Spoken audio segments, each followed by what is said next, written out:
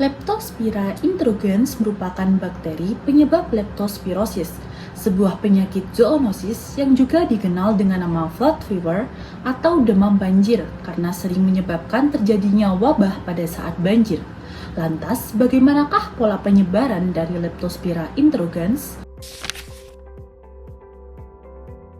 Pada tahun 2021, 734 kasus leptospirosis terdeteksi di Indonesia. Dari jumlah tersebut, 84 kasus berujung pada kematian. Provinsi Jawa Timur dan Jawa Tengah menjadi penyumbang terbesar. Angka kematian akibat leptospirosis di Indonesia termasuk tinggi, berkisar antara 2,5% hingga 16,4%. Kematian cenderung tinggi pada usia lebih dari 50 tahun, yaitu mencapai 56%. Leptospira intrugans hidup di saluran ginjal mamalia yang terinfeksi dan dikeluarkan melalui urin.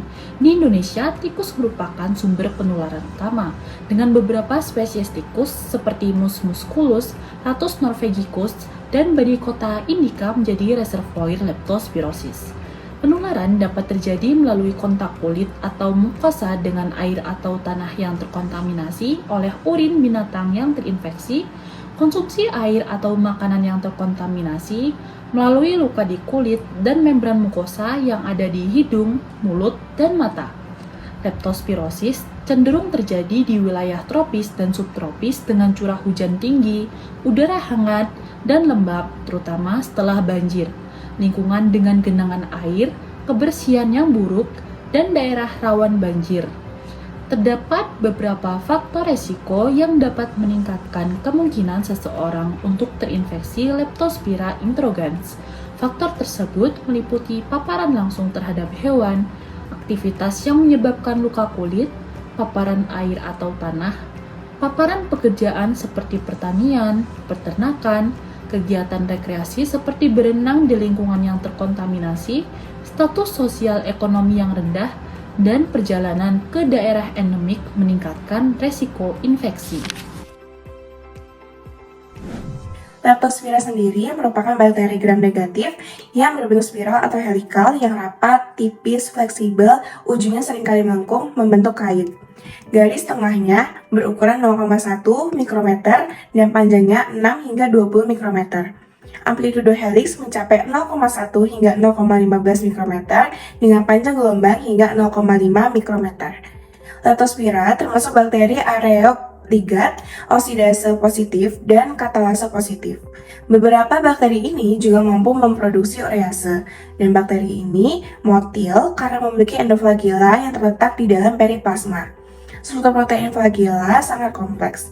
Meskipun termasuk gram negatif, bakteri ini tidak akan terlihat baik dengan metode pewarnaan konvensional, tetapi dapat divisualisasikan dengan baik menggunakan mikroskop dan gelap. Leptospira dapat bertahan di tanah yang lembab, lumpur kolam, sungai, dan air saat suhu hangat, khususnya pada pH alkalis. Leptospira yang patogen hidup di tubuh senalis atau saluran genital dari hewan karier, tikus seperti tikus, babi, kambing, domba, anjing, dan juga kucing merupakan pembawa dari Leptospira. Rodentia adalah karier dari Leptospira pertama yang mampu dikenali. Mereka dapat bertahan dengan Leptospira di dalam tubuhnya seumur hidup tanpa gejala klinik. Rodentia juga merupakan karier utama Leptospira dalam kasus penularan ke manusia. Kemudian, berdasarkan pada gambar, di sini sudah terlihat terkait struktur dari Leptospira intrugans-nya. Jadi, di sini terdapat flagellum di dalam periplasmic space, kemudian ada outer membrane juga, ada periplasmic space, ada dinding sel, ada cytoplasmic content, dan juga ada flagellum di dalam periplasmic space. Ada beberapa media yang dapat digunakan sebagai perkembangbiakan Leptospira. Yang pertama yaitu media yang mengandung serum kelinci. Contoh dari media ini yaitu media Korthoff, media Fletcher, dan media Stewart. Serum kelinci mengandung nutrisi termasuk konsentrasi tinggi dari vitamin B12 yang dibutuhkan untuk pertumbuhan Leptospira.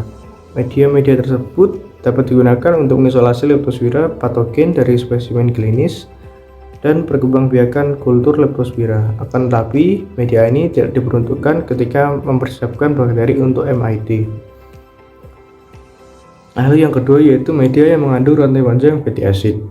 Media ini menggunakan rantai panjang fatty acid untuk sumber nutrisi dan serum albumin untuk bahan dektosikan. Media ini umumnya dikenal sebagai Elinghausen, McCullough, Johnson, Harris atau disingkat EJMH.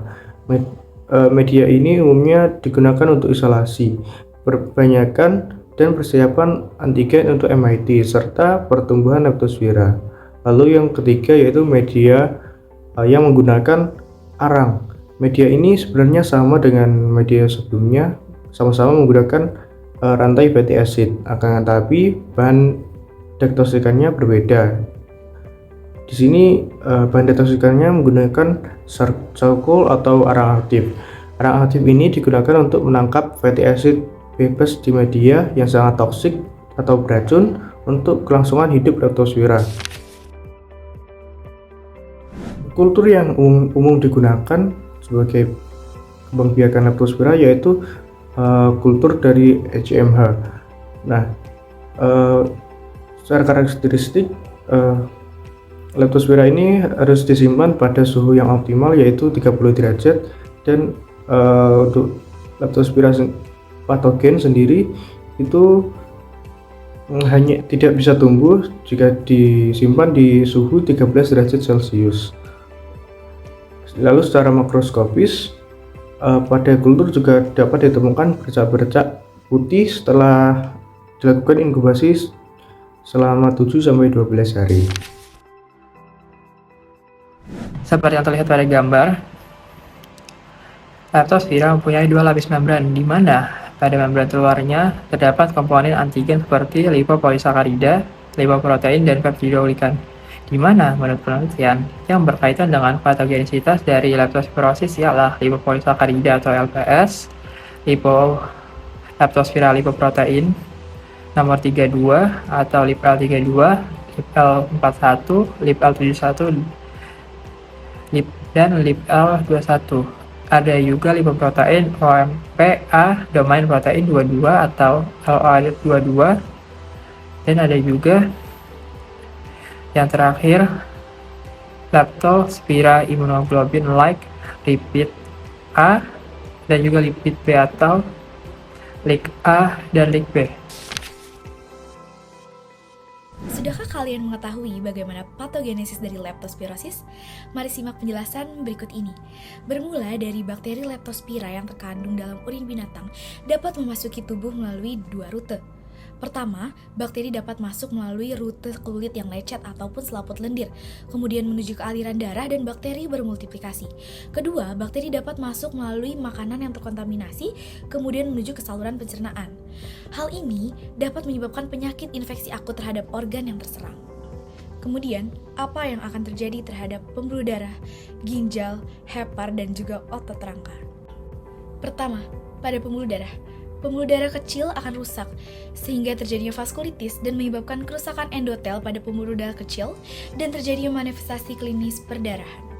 Kedua, pada ginjal, di dalam tubulus renal, bakteri mengendap menyebabkan nefritis interstitial dan juga nekrosis tubular, sehingga terjadi peningkatan permeabilitas kapiler yang dapat memicu dua kondisi, yaitu ginjal tidak mampu mengompensasi sehingga terjadinya manifestasi klinis gagal ginjal. Kemudian protein plasma akan keluar dan tekanan osmotik menurun sehingga terjadi manifestasi klinis edema. Ketiga, pada hepar. Pada hepar akan terjadi infiltrasi limfosit dan menyebabkan hepatomegali maupun kerusakan eritrosit secara berlebihan.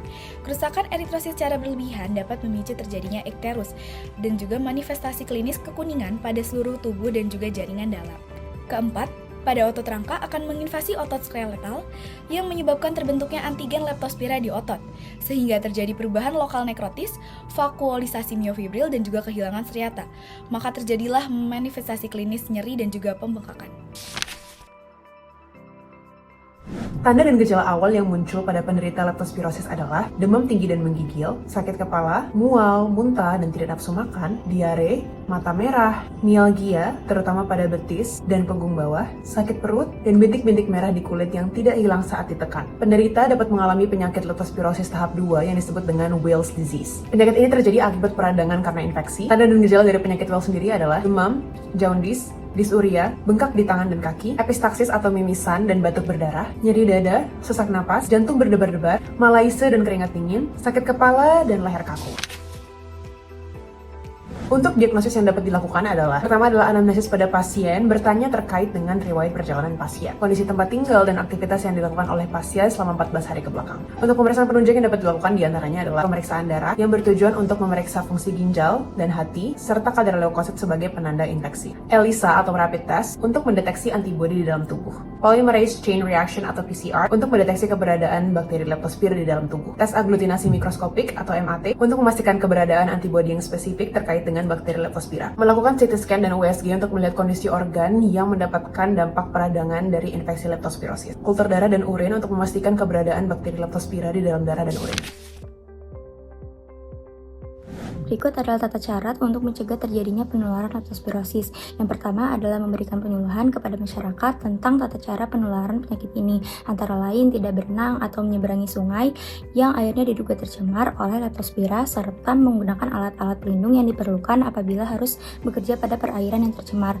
Yang kedua ada melindungi para pekerja yang bekerja di daerah yang tercemar dengan menyediakan sepatu boot, sarung tangan, dan juga apron. Yang ketiga adalah vaksin dapat diberikan, tapi harus mengandung strain domain dari leptospira sendiri. Dan yang terakhir, yang keempat adalah memisahkan hewan peliharaan yang terinfeksi untuk mencegah kontaminasi pada lingkungan manusia, tempat kerja, dan tempat rekreasi oleh urin hewan yang terinfeksi. Berikut ini adalah obat yang digunakan untuk mengobati leptospirosis sendiri. Yang pertama ada doxycycline 100 mg 2 kali sehari per oral, penicillin G setiap 6-8 jam. Dan yang kedua ada amoxicillin 500 mg 4 kali sehari atau 1 gram setiap 8 jam per oral, ampicillin 0,5 sampai 1 gram setiap 6 jam. Yang ketiga ada ampicillin 500 sampai 750 mg 4 kali sehari, azithromycin dihidrat 500 mg sekali sehari selama 5 hari.